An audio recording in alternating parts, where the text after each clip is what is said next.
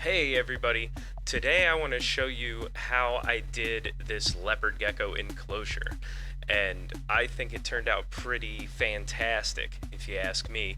So I went to Lowe's and I picked up some foam that I glued together and I cut to make rough shapes that fit in the enclosure. I just kind of stood back with a Sharpie and started drawing what I had in my head.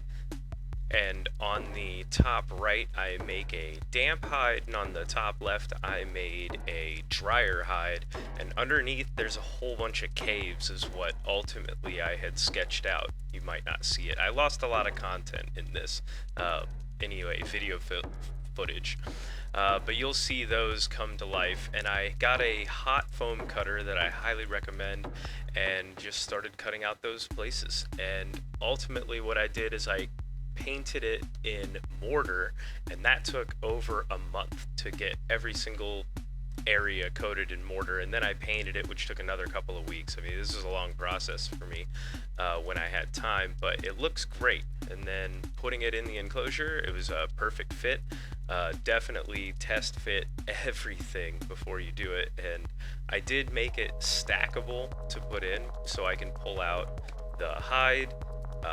You see I'm putting in just some crushed coconut.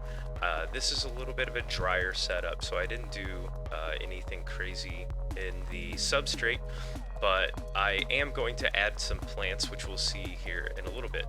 I added some more coconut up top and some sphagnum moss, so that's that damp hide. That's where I want them to lay their eggs and where I want them to go and shed and all that fun stuff.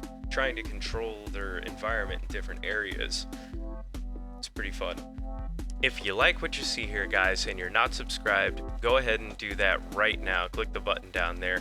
It helps me out. 1,000 subscribers by the end of the month will also get me stuck 24 hours in this room.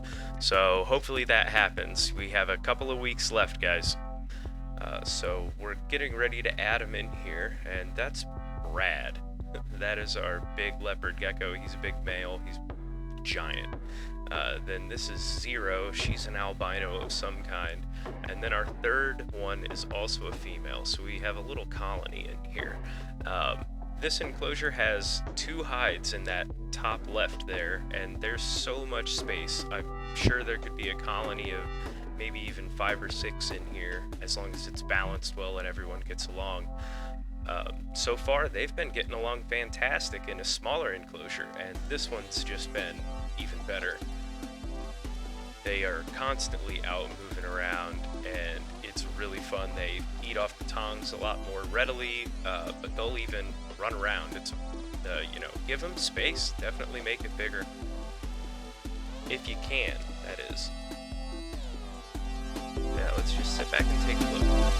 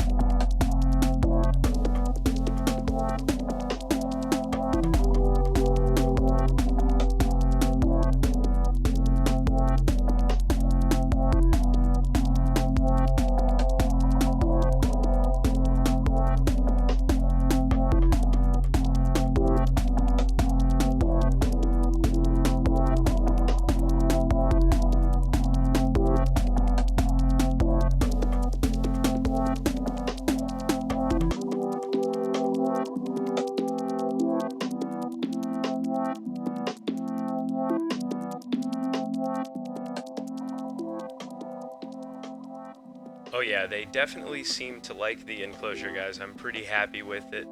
They're very interactive. They like to walk around and check out every little inch of it. And this one, actually, they all end up coming up to the glass, which is pretty fantastic. So here's some of the plants, and since it's going to be a dry environment, I'm going to go with some succulents. So this is kind of a a quick little setup. I am going to use that as a water dish in there. In overall, I think that'd look pretty cool, kind of hide it in there with the plants. I've done these already. They've been set up for a couple of weeks, but I'm gonna just let them get a little more established before I put them in. Finally, they are a little bit fragile at the beginning, but they're not too bad. They should hold up to the leopard geckos, I hope. So here you can see I just got all the soil in place. And those are some of the plants over there that I'm gonna get ready. Now I'm gonna look at the orientation, how I wanna look at it from the front of the enclosure, and then go from there, build up my background. You can see my helper Ronnie up there in the top left. We're gonna do another video with him here soon too.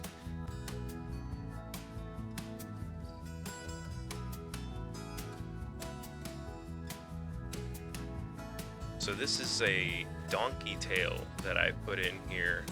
That's what I believe it's called. I'm just trying to see the fit, how it flows with the curves and all that jazz. I would like to find some rectangular ones, but I didn't come across any of that at that time, so I just wanted to get them done. But I really like how they turned out. I put some other small ones around that I had from around the house, just trimmed them off real quick. Pull off the bottom leaves, stick them on the soil so I can grow some more out of them, but stick them in. They seem to take off and do pretty well from that. Spray them down a little bit more so they stay a little bit more damp at the very beginning, but then they can dry out just like the succulents like. It seems to work really well, so I went ahead and did a couple more. This dish here is done, and then I go into the next one. So I want to put both of these in to really have a lot of plants. It should help keep the air quality up too for them, which would be awesome. I might even try to put a little bit more background in the coconut matting that I use for some of the other enclosures, like Ronnie's for instance. I hope you enjoyed what you saw today, and if you did, don't forget, just go ahead and subscribe. It's awesome. It'll really help.